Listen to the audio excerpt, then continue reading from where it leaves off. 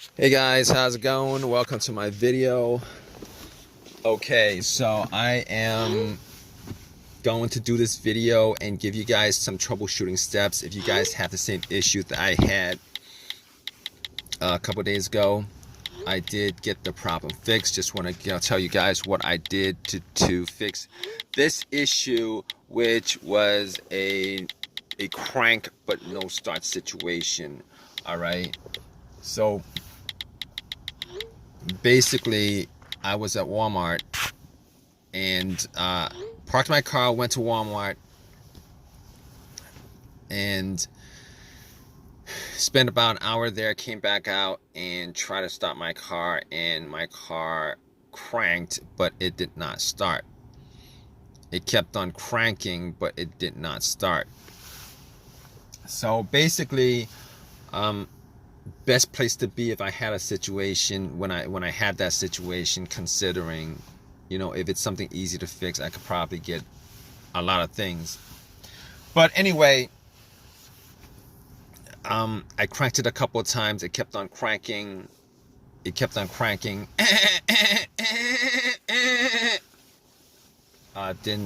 start up, didn't crank over. So first thing that came to my mind was it's probably the battery, right? Haven't changed the battery for a couple years. Probably the battery. I haven't actually touched the battery for a couple of years. Haven't changed it. It was, there's probably corrosion. But here's the thing about it. It was a strong crank. It wasn't a weak crank. It wasn't a slow crank. It was a strong crank. So that actually had me thinking, maybe it's not the battery. So I turned on the headlights, went out and checked the headlights. The headlights were pretty bright. So that actually made more of a case that it's probably not the battery. So I opened up the hood, obviously, checked out the battery. There was some corrosion on there. There was some corrosion on there. There was some corrosion on the battery.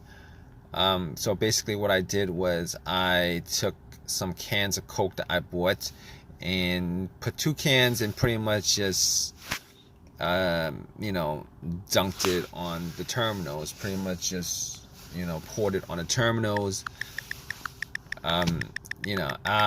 It's kind of messy, it's kind of dirty, it's kind of messy, it's kind of dirty. It's gonna turn syrupy on you if you guys do that, but it will. Just take some water and rinse it off, guys. That's what I did also. But anyway, it oxidizes, it bubbled up. A lot of the corrosion was taken, came off. And went back to Walmart to get a couple of things. Went back to Walmart to get a wire brush. And pretty much cleaned up the battery terminals. Got a little set of wrenches and but I probably probably didn't need to do all that because I actually have a power pack to test that out. Thinking about it right now, but anyway, I cleaned it up. Try to crank it. It cranked. I mean, the crank might have been a bit stronger, but it cranked. Just didn't turn over. So I was like, all right. I forgot that I had the power pack in the back, but took the power pack out, popped it on, and try to turn it over. It cranked. It did not turn over. So at that point, I was like, okay, probably. I'm like, at that point, I was 100% sure it wasn't the battery, considering the cranks were strong. It kept on cranking pretty strong, and putting the power pack on there, it should have just started up. It did not start up. So at that point, I was like, I can rule out it's not the battery. All right. As far as the wiring on the battery, I could rule out that it wasn't the wiring on the battery either, because I actually did check out the ground wire. The ground wire is a negative cable, guys. For the most part, the ground wire is just connected to the frame of the car. I looked at the ground wire just to see whether there was whether it was loose, rusted, anything like that. It wasn't. It was very tight onto the frame, connected. There was no frayed wiring or anything like that. So I was like, okay.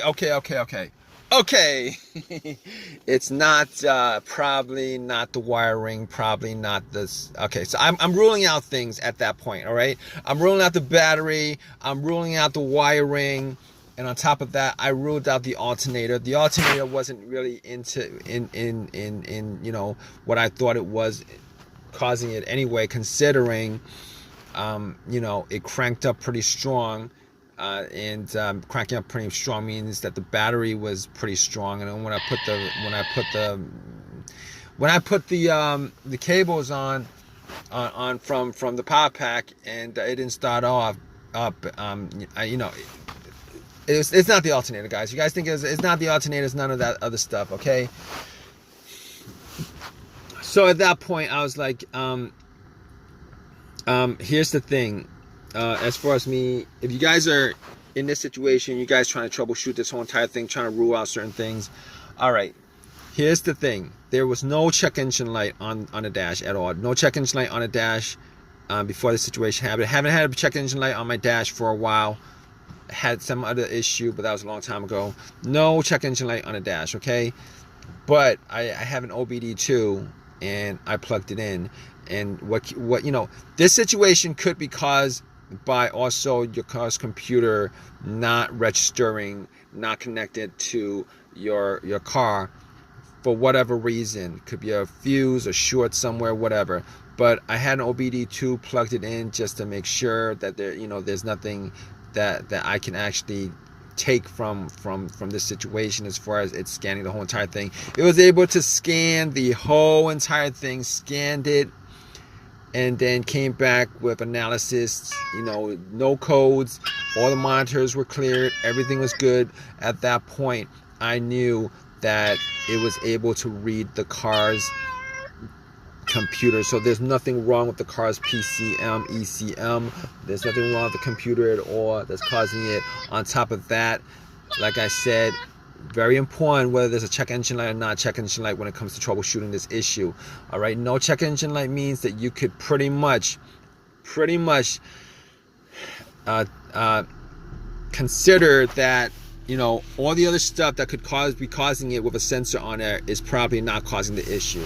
And when I say this, I mean the mass airflow sensor, I mean the throttle position sensor, I mean the camshaft sensor, I mean the crankshaft sensor, I mean every single thing that you could possibly think of, all those things that you could possibly think of that has a sensor to it that could be causing this issue, you could pretty much just rule every one of those things out. Pretty much. Not always the case.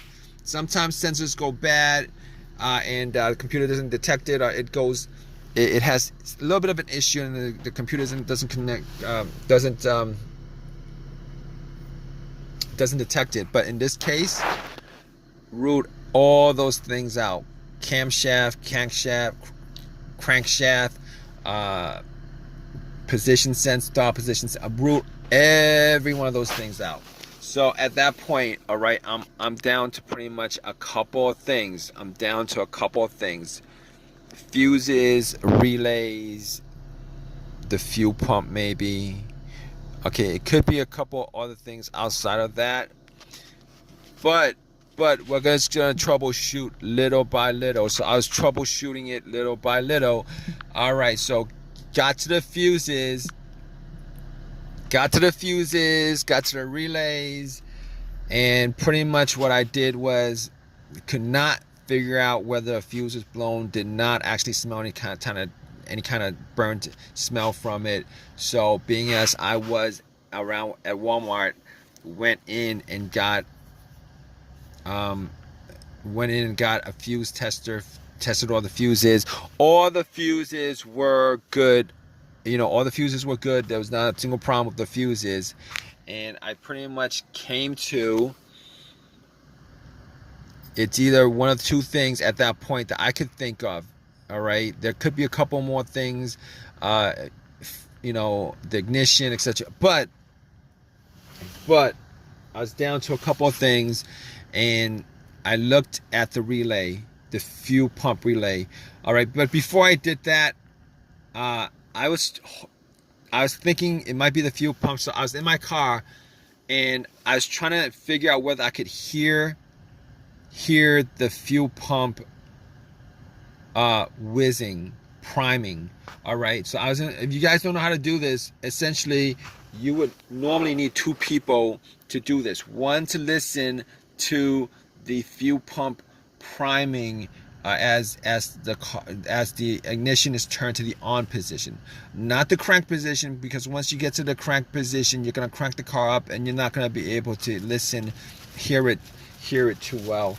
All right, so basically, I had, it was just me there, so I was sitting in the car and I turned it onto the on position, trying to hear whether there was a whizzing sound. All right, normally you will want somebody to turn on to the on position while somebody has the gas cap off, and you're listening to hear whether there's a motor sound. I couldn't do that. So I was listening, trying to hear it, and got to, I couldn't detect it at all. I could not detect it at all. Detect the sound at all. So at that point, I was like, oh, okay, all right, we're gonna just swap out some relays. So I looked at the fuel pump relay, and I noticed that there was another relay that was the same. I'm not sure exactly where that relay actually, what component of the car that relay was for. Popped that relay out, popped it in, popped the relays out of the fuel pump, popped that relay out, swapped it. Swapped it. Guess what? It cranked over. Easy fix. Because if it didn't crank over, I would have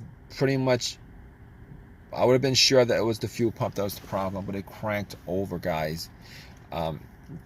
So pretty much at that point, I knew it was the relay that what needed to be swapped out. Drove it to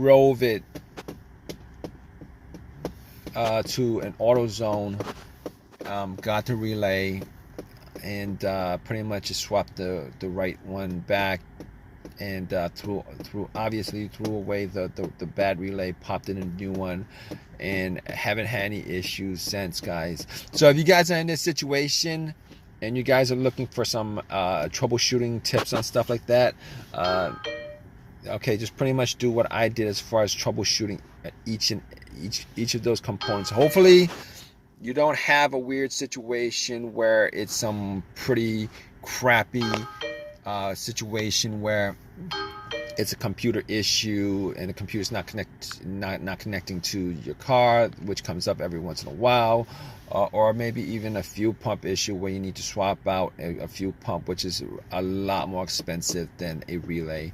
But I hope this has helped you guys out. If you guys like this video, please leave a comment in the comment section. Please subscribe. Please give me a thumbs up. Thanks. All right, guys, take care.